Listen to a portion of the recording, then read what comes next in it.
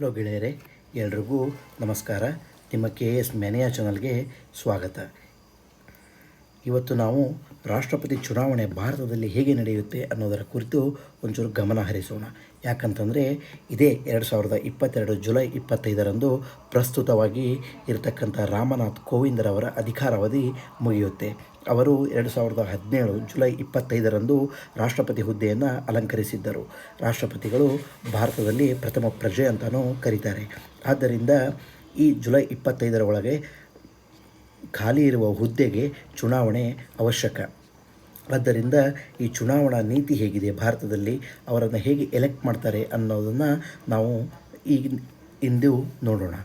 Office of president falls vacant ಅಂದರೆ ಖಾಲಿ ಯಾವಾಗ ಆಗುತ್ತಂತಂದರೆ ಅವರು ರಿಸೈನ್ ಮಾಡೋದರಿಂದ ಅಥವಾ ಇಂಪೀಚ್ ಮಾಡಿ ಅವ್ರನ್ನ ತೆಗೆದು ಹಾಕೋದ್ರಿಂದ ಅಥವಾ ಸಡನ್ನಾಗಿ ಡೆತ್ ಆಗೋದ್ರಿಂದ ಪ್ರೆಸಿಡೆಂಟ್ ಹುದ್ದೆ ಖಾಲಿ ಉಳಿಯುತ್ತೆ.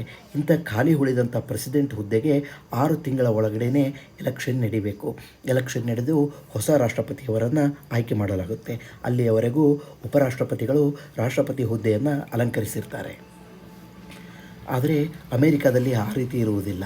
ಒಂದು ವೇಳೆ ಪ್ರೆಸಿಡೆಂಟ್ ಏನಾದರೂ ರೆಸಿಗ್ನೇಷನ್, ಇಂಪೀಚ್ ಅಥವಾ ಡೆತ್ ಆದರೆ ವೈಸ್ ಪ್ರೆಸಿಡೆಂಟ್ ಮುಂದೆ ಉಳಿದಿರ್ತಕ್ಕಂಥ ಟರ್ಮ್ಗೆ ಪೂರ್ತಿಯಾಗಿ ರಾಷ್ಟ್ರಪತಿಯಾಗಿ ಕಾರ್ಯನಿರ್ವಹಿಸ್ತಾರೆ.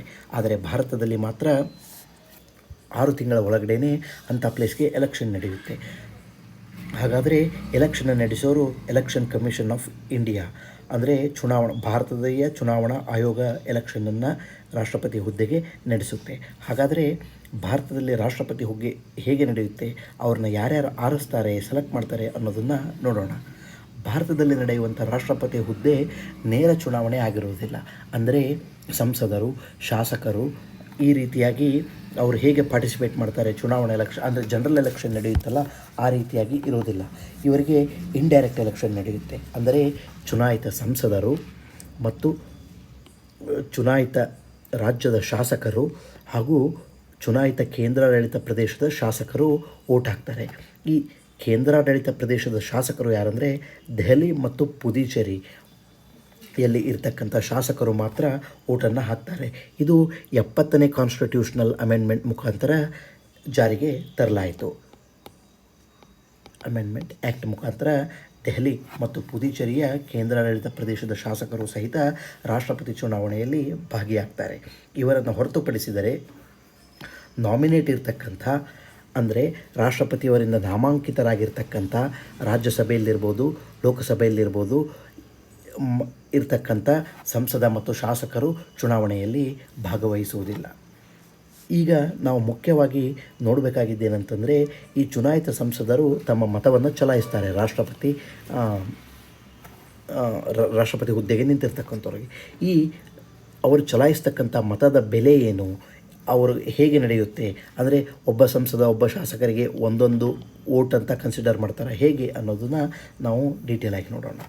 ರಾಜ್ಯಗಳ ಪ್ರಾತಿನಿಧ್ಯತೆ ಏಕಮಯವಾಗಿರಲಿ, uniformity in representation of states ಅನ್ನೋ ಒಂದು ಕಾರಣಕ್ಕೋಸ್ಕರ ಹಾಗೂ ಚುನಾಯಿತ ಶಾಸಕ ಹಾಗೂ ಸಂಸದರ ಮತಗಳ ಮೌಲ್ಯ ನಿರ್ಧರಿಸಲಾಗುತ್ತೆ.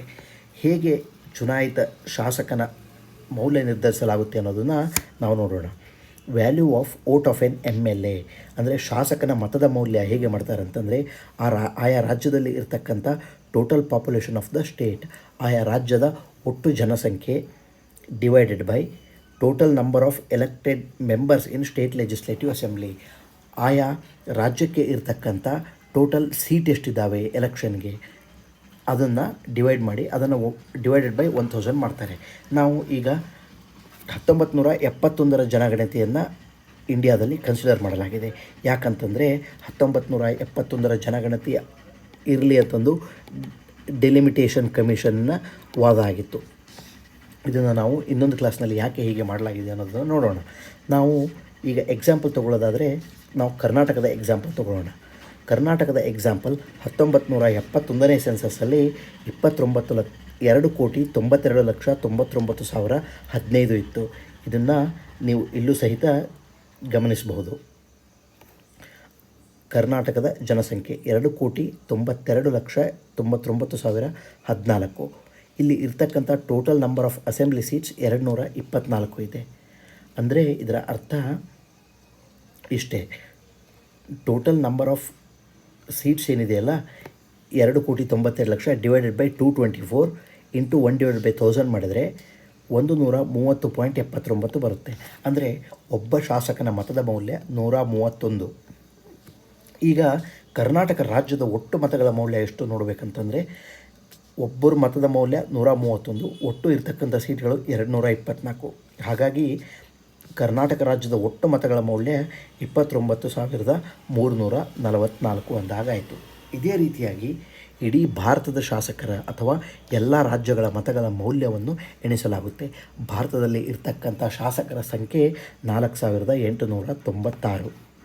ನಾವು ಮೇಲೆ ಕರ್ನಾಟಕದ ಎಕ್ಸಾಂಪಲ್ ಮಾಡಿದ್ವಲ್ಲ, ಆ ರೀತಿಯಾಗಿ ಎಕ್ಸಾಂಪಲ್ನ ಬಳಸಿಕೊಂಡು ಇಡೀ ರಾಜ್ಯದನ್ನು ಇಲ್ಲಿ ಮಾಡಲಾಗಿದೆ 1971ರ ಸೆನ್ಸಸ್ ಆಧಾರದ ಮೇಲೆ.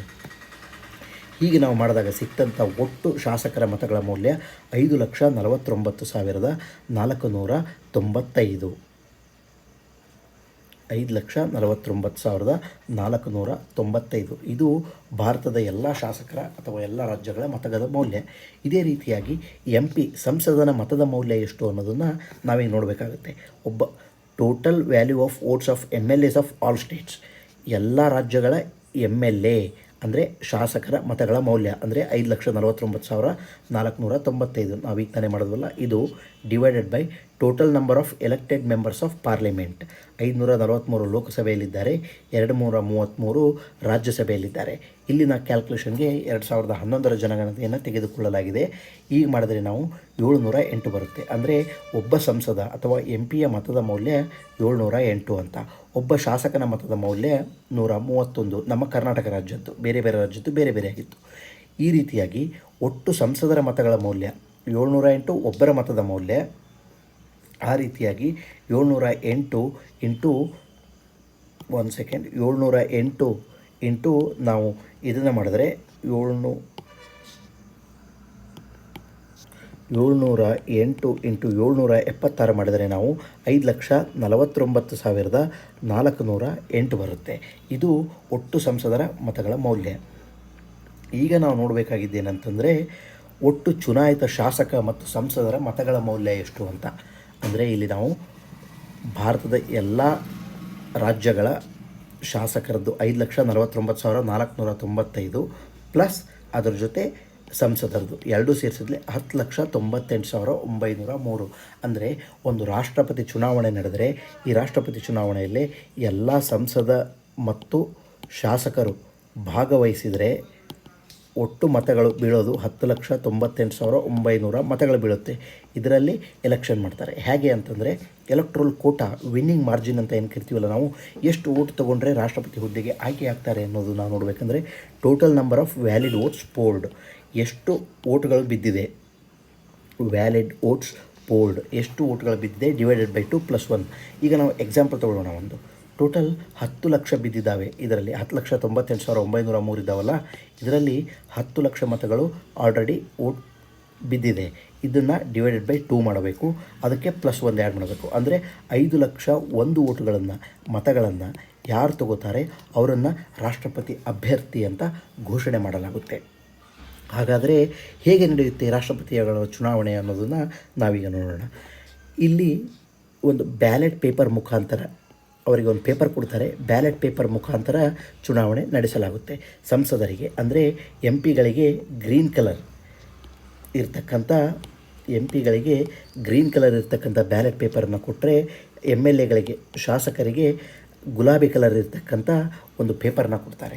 ಇದರಲ್ಲಿ ಅವರು ಈಗ ಸಪೋಸ್ ನಾವು ಎಕ್ಸಾಂಪಲ್ ಉದಾಹರಣೆಗೆ ತಗೊಳ್ಳೋಣ, 4 ಜನ ರಾಷ್ಟ್ರಪತಿ ಹುದ್ದೆಗೆ ಎಲೆಕ್ಷನ್ಗೆ ನಿಲ್ತಿದ್ದಾರೆ ಅಂತಂದರೆ, ಇವರು 1 2 3 4 ಅಂತ ಇದು ಮಾಡಬೇಕು. ಇವರು 1 2 3 4 ಅಂತ ಅವ್ರ ಪ್ರಿಫರೆನ್ಸ್ನ ಹೇಳಬೇಕು.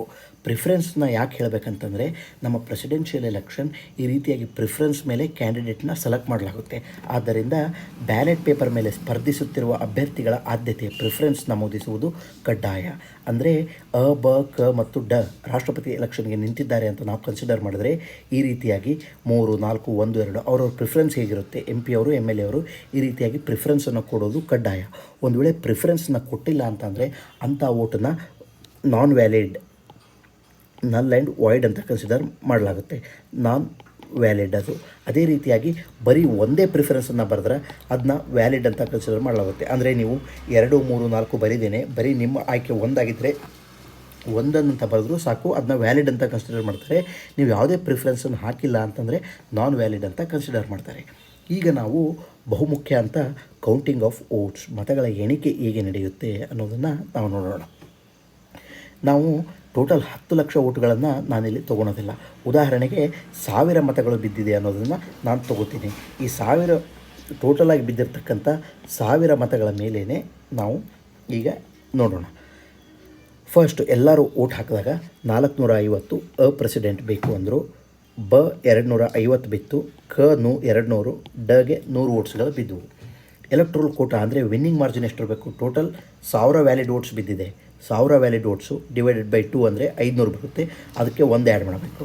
ಅಂದರೆ 501 ಯಾರಿಗೆ ಬರುತ್ತೋ ಕ ಮತ್ತು ದಲ್ಲಿ ಅವರು ಎಲೆಕ್ಷನನ್ನು ವಿನ್ ಆದ ಹಾಗೆ ಅರ್ಥ. ಈಗ ನಾವು ಇಲ್ಲಿ ನೋಡಿದ್ವಿ ಯಾರಿಗೂ 501 ಬಂದಿಲ್ಲ. ಈಗ ಏನು ಮಾಡ್ತಾರೆ ಅಂತಂದರೆ ಇದರಲ್ಲಿ ಯಾರಿಗೆ ಅತಿ ಕಡಿಮೆ ಮತ ಬಂದಿರುತ್ತಲ್ಲ, ಅಂದರೆ ಗೆ 100 ಮತ ಬಂದಿದೆ, ಇವ್ರನ್ನ ಎಲಿಮಿನೇಟ್ ಮಾಡ್ತಾರೆ. ನ ಎಲಿಮಿನೇಟ್ ಮಾಡಿ ಇವರಿಗೆ ಇನ್ನು 1, 2, 3, 4 ಅಂತ ಪ್ರಿಫರೆನ್ಸ್ ಹಾಕಿರ್ತಾರಲ್ಲ, ಈ 100 ವೋಟು ಪ್ರಿಫರೆನ್ಸ್ ಇರುತ್ತೆ ಬೇರೆಯವರಿಗೆ. 50, 40, 10 ಬಂದಿದೆ ಅಂತ ಹಿಡಿಯೋಣ. ಇದು ಟೋಟಲ್ 100 ಆಗುತ್ತೆ. ಈ 100 ಮತ್ತು ಈ 100 ಈಕ್ವಲ್ ಇರುತ್ತೆ. ಈ ವೋಟುಗಳನ್ನು ಟ್ರಾನ್ಸ್ಫರ್ ಮಾಡಲಾಗುತ್ತೆ. ಟ್ರಾನ್ಸ್ಫರ್ ಯಾರ್ಯಾರಿಗೆ ವೋಟು 1, 2, 3, 4 ಪ್ರಿಫರೆನ್ಸ್ ಕೊಟ್ಟಿರ್ತಾರಲ್ಲ, ಈ ಪ್ರಿಫರೆನ್ಸ್ ಸೆಕೆಂಡ್ ಪ್ರಿಫರೆನ್ಸ್ ಅಂತ ಕರಿತೀವಿ. ಈ ಪ್ರಿಫರೆನ್ಸ್ ವೋಟ್ನ ಆಯಾ ಕ್ಯಾಂಡಿಡೇಟ್ಗೆ ಟ್ರಾನ್ಸ್ಫರ್ ಆಗುತ್ತೆ. ಹಾಗೆ ಟ್ರಾನ್ಸ್ಫರ್ ಮಾಡಿದ ಮೇಲೆ ಎಷ್ಟು ಉಳಿಯುತ್ತೆ ಅನ್ನೋದನ್ನು ನಾವು ನೋಡೋಣ. ಅವ್ರಿಗೆ ಮೊದಲನೇ ರೌಂಡಲ್ಲಿ 450 ಇತ್ತು, 450 ಇದೆ. ಅದಕ್ಕೆ ಎಷ್ಟು ಬಂದಿದೆ ಇಲ್ಲಿ? ಅವ್ರಿಗೆ 10 ವೋಟ್ ಬಂದಿದೆ. ಆ 10 ವೋಟ್ನ ಆ್ಯಡ್ ಮಾಡಲಾಗುತ್ತೆ. ನೆಕ್ಸ್ಟ್ ಅವ್ರದ್ದು 250 ವೋಟ್ಸ್ ಇದೆ, ಇಲ್ಲೂ 250, ಇಲ್ಲೂ 250. ಅದಕ್ಕೆ ಇವ್ರದ್ದು 40 ವೋಟ್ಸು ಆ್ಯಡ್ ಮಾಡಲಾಗುತ್ತೆ. ನೆಕ್ಸ್ಟು ಇದೆ, ಇವ್ರದ್ದು 200 ಇದೆ, ಅವ್ರಿಗೆ 50 ಇದೆ. ಈಗ ನಾವಿಲ್ಲಿ ನೋಡಬೇಕು ಅಂತಂದರೆ ಸೆಕೆಂಡ್ ಪ್ರಿಫರೆನ್ಸ್ ಆದಮೇಲೆ ಅವ್ರದ್ದು ಟೋಟಲ್ ವೋಟ್ ಮಾರ್ಜಿನ್ 460 ಇದೆ, 460 ಇದೆ. ಇವ್ರದ್ದು 290 ಇದೆ, 250 ಇದೆ. ಮೊದಲನೇ ರೌಂಡಲ್ಲಿ ಇವ್ರದ್ದು ಜಾಸ್ತಿ ಇತ್ತು, 460 ಇತ್ತು, ಇವ್ರು 290 ಇಷ್ಟ ಆಯಿತು. ಈಗ ಇದರಲ್ಲಿ ಮತ್ತೆ ಇಲ್ಲೂ ಯಾರಿಗಾದರೂ 501 ಬಂದಿದ್ದೀರಾ ಅಂತ ನೋಡ್ತಾರೆ. 501 ಯಾರಿಗೂ ಬಂದಿಲ್ಲ ವಿನ್ನಿಂಗ್ ಮಾರ್ಜಿನ್. ಆದ್ದರಿಂದ ಸೆಕೆಂಡ್ ಪ್ರಿಫರೆನ್ಸ್ ಮುಗಿದು ನೆಕ್ಸ್ಟ್ ಥರ್ಡ್ ಪ್ರಿಫರೆನ್ಸ್ಗೆ ಹೋಗ್ತೀವಿ. ಥರ್ಡ್ ಪ್ರಿಫರೆನ್ಸ್ ಹೋದಾಗ ಯಾರಿಗೆ ಮತ್ತೆ ಕಡಿಮೆ ವೋಟ್ಗಳು ಬಂದಿರುತ್ತಲ್ಲ ಅವ್ರನ್ನ ಎಲಿಮಿನೇಟ್ ಮಾಡ್ತೀವಿ. ಅಂದರೆ ಇಲ್ಲಿ ಅವರಿಗೆ 250 ವೋಟ್ಸ್ ಬಂದಿದೆ. ಈ 250 ವೋಟ್ಸ್ನ ಎಲಿಮಿನೇಟ್ ಮಾಡ್ತೀವಿ. ಇಲ್ಲೂ ಸೆಕೆಂಡ್ ಪ್ರಿಫರೆನ್ಸ್ ಥರ್ಡ್ ಪ್ರಿಫರೆನ್ಸ್ ಇರುತ್ತಲ್ಲ, ಈ ವೋಟ್ಗಳನ್ನು ಟ್ರಾನ್ಸ್ಫರ್ ಮಾಡ್ತೀವಿ. ಇಲ್ಲಿ ನಾವು ಎಕ್ಸಾಂಪಲ್ ತೊಗೊಳ್ಳೋಣ. ಅವರಿಗೆ 30 ವೋಟ್ಸ್ ಬಂದಿದೆ, ಗೆ 220 ವೋಟ್ಸ್ ಬಂದಿದೆ ಅಂತ. ಟೋಟಲ್ 250 ವೋಟ್ಸ್ ಇದಕ್ಕೆ ಅವ್ರಿಗೆ ಬಿದ್ದಿರ್ತಕ್ಕಂಥ ವೋಟ್ಸ್ಗೆ ಟ್ಯಾಲಿ ಇರುತ್ತೆ. ಈ ವೋಟ್ಸ್ಗಳನ್ನು ಟ್ರಾನ್ಸ್ಫರ್ ಮಾಡಲಾಗುತ್ತೆ ಸೆಕೆಂಡ್ ರೌಂಡ್ ಆದಮೇಲೆ ಏನು ವೋಟ್ ಬಂದಿರುತ್ತಲ್ಲ ಅದಕ್ಕೆ. ಅಂದರೆ ಇಲ್ಲಿ ಎಗೆ 460 ಬಂದಿದೆ, ಗೆ ಅದೇ 30 ವೋಟ್ನ ಟ್ರಾನ್ಸ್ಫರ್ ಮಾಡ್ತಾರೆ. ಅದೇ ರೀತಿಯಾಗಿ ಗೆ 290 ಇತ್ತು ಸೆಕೆಂಡ್ ಪ್ರಿಫರೆನ್ಸ್ ಆದಮೇಲೆ, ಅದಕ್ಕೆ ಈ 220 ವೋಟ್ಗಳನ್ನು ಟ್ರಾನ್ಸ್ಫರ್ ಮಾಡ್ತಾರೆ. ಅಂದರೆ ಇಲ್ಲಿ ಗೆ 510 ವೋಟ್ಸ್ ಬಂತು, ಗೆ 490 ವೋಟ್ಸ್ ಬಂತು. ಈಗ ನಾವು ವಿನ್ನಿಂಗ್ ಮಾರ್ಜಿನನ್ನು ನೋಡಿದ್ರೆ 501 ಕೋಟಾನ ಯಾರು ದಾಟ್ತಾರೆ ಅಂದರೆ ಈಸಿಯಾಗಿ 510 ವೋಟ್ ಬಂದಿರೋದರಿಂದ ಇವರನ್ನು ರಾಷ್ಟ್ರಪತಿ ಅಂತ ಘೋಷಣೆ ಮಾಡಲಾಗುತ್ತೆ. ಇದು ನಿಮಗೆ ರಾಷ್ಟ್ರಪತಿ ಚುನಾವಣೆಯಲ್ಲಿ ಮತಗಳ ಎಣಿಕೆ ಹೇಗೆ ನಡೆಯುತ್ತೆ ಅನ್ನೋದು ಕ್ಲಿಯರ್ ಆಗಿದೆ ಅಂತ ನಾನು ಭಾವಿಸ್ತೀನಿ. ಹೀಗೆ ಚುನಾಯಿತರಾದಂಥ ರಾಷ್ಟ್ರಪತಿಯವರ ಅಧಿಕಾರಾವಧಿ 5 ವರ್ಷ ಇರುತ್ತೆ. ಹಾಗೂ ಅವರು ಎಲೆಕ್ಷನ್ಗೆ ಕಂಟೆಸ್ಟ್ ಮಾಡ್ಬೋದು. ಮೊದಲನೇ ಪ್ರೆಸಿಡೆಂಟ್ ಆಗಿರ್ತಕ್ಕಂಥ ಡಾಕ್ಟರ್ ರಾಜೇಂದ್ರ ಪ್ರಸಾದ್ ಅವರು 1953 ಮತ್ತು 57ರಲ್ಲಿ 2 ಬಾರಿ ರಾಷ್ಟ್ರಪತಿಯಾಗಿ ಆಯ್ಕೆಯಾಗಿದ್ದರು. ರಾಷ್ಟ್ರಪತಿ ಚುನಾವಣೆ ರಾಷ್ಟ್ರಪತಿ ಯೂನಿಯನ್ ಎಕ್ಸಿಕ್ಯೂಟಿವ್ಗೆ ಇರತಕ್ಕಂಥದ್ದನ್ನು ಆರ್ಟಿಕಲ್ 57ರಿಂದ 78 ಪಾರ್ಟ್ 5 ಕಾನ್ಸ್ಟಿಟ್ಯೂಷನ್ನಲ್ಲಿ ಡೀಲ್ ಮಾಡಲಾಗಿದೆ. ಮತ್ತು ಚುನಾವಣೆಗೆ ನಿಲ್ಲಬೇಕಾದರೆ ರಾಷ್ಟ್ರಪತಿಯವರು 50 ಪ್ರಪೋಸರ್ಸ್ ಇರಬೇಕು, 50 ಸೆಕೆಂಡರ್ಸ್ ಇರಬೇಕು. ಅಂದರೆ 50 ಜನ ಪ್ರಪೋಸರ್ಸ್, 50 ಜನ ಸೆಕೆಂಡರ್ಸ್ ಇರಬೇಕು. ಹಾಗೂ ಸೆಕ್ಯೂರಿಟಿ ಡೆಪಾಸಿಟ್ ಆಫ್ 15,000ನ RBI ಜೊತೆ ಅವ್ರು ಇಡಬೇಕಾಗುತ್ತೆ. ಅದೇ ರೀತಿಯಾಗಿ ರಾಷ್ಟ್ರಪತಿಯವರನ್ನು ಹೆಡ್ ಆಫ್ ದ ಸ್ಟೇಟ್ ಅಂತ ಕರೆದ್ರೆ ಪ್ರೈಮ್ ಮಿನಿಸ್ಟರ್ನ ಹೆಡ್ ಆಫ್ ದ ಗವರ್ನಮೆಂಟ್ ಅಂತ ಕರಿತೀವಿ. ಮತ್ತು ಇವರು ಯಾವುದೇ ಹೌಸಿನ ಅಂದರೆ ಮೆಂಬರ್ ಆಗಿರಬಾರ್ದು. ರಾಷ್ಟ್ರಪತಿ ಆಗಬೇಕಾದ್ರೆ ಇವರು MP ಅಥವಾ MLA ಆಗಬಾರ್ದು. ಯಾವುದೇ ಪ್ರಾಫಿಟ್ ಇರ್ತಕ್ಕಂಥ ಹುದ್ದೆಗಳನ್ನು ಅಲಂಕರಿಸಿರಬಾರ್ದು. ಮತ್ತು ಇವರ ಏಜ್ 35 ಆಗಿರಬೇಕು. ಇವು ರಾಷ್ಟ್ರಪತಿ ಚುನಾವಣೆಗೆ ನಿಲ್ಲಲಿಕ್ಕೆ ಇರ್ತಕ್ಕಂಥ ಕೆಲವೊಂದು ಮುಖ್ಯ ಕಂಡೀಷನ್ಗಳು. ನಾವು ಇವತ್ತು ಏನು ನೋಡಿದ್ವಿ ಅಂತಂದರೆ, ರಾಷ್ಟ್ರಪತಿ ಚುನಾವಣೆಯಲ್ಲಿ ಮತಗಳ ಎಣಿಕೆ ಹೇಗಾಗುತ್ತೆ ಅನ್ನೋದನ್ನು ನಾವು ಅರ್ಥ ಮಾಡ್ಕೊಂಡ್ವಿ. ಇದು ಒಟ್ಟು ಚಿತ್ರಣ. ಮುಂದಿನ ರಾಷ್ಟ್ರಪತಿ ಯಾರಾಗ್ತಾರೆ ಅನ್ನೋದನ್ನು ನೀವು ಏನಾದರೂ ಗೆಸ್ ಮಾಡ್ತಾಯಿದ್ರೆ ಅದನ್ನು ಕಮೆಂಟ್ಸಲ್ಲಿ ತಿಳಿಸಿ. ಇದೇ ರೀತಿಯಾಗಿ ಯಾವುದಾದ್ರೂ ಟಫ್ ಅನಿಸಿದರೆ ನಿಮಗೆ ಅದರ ಕುರಿತು ಯಾವುದಾದ್ರೂ ಕ್ಲಾಸ್ ಬೇಕನ್ನಿಸಿದರೆ ಅದನ್ನು ನೀವು ತರಲಿಕ್ಕೆ ನಾವು ಪ್ರಯತ್ನ ಪಡ್ತೀವಿ. ನಾನು ನಿಮ್ಮ ಮಂಜುನಾಥ್ ನಡೆಸಿ KS ಮ್ಯಾನಿಯಾ ಚಾನಲ್ಗೆ ಸಬ್ಸ್ಕ್ರೈಬ್ ಆಗಿ ಅಂತ ಹೇಳ್ತೇನೆ. Thank you everyone.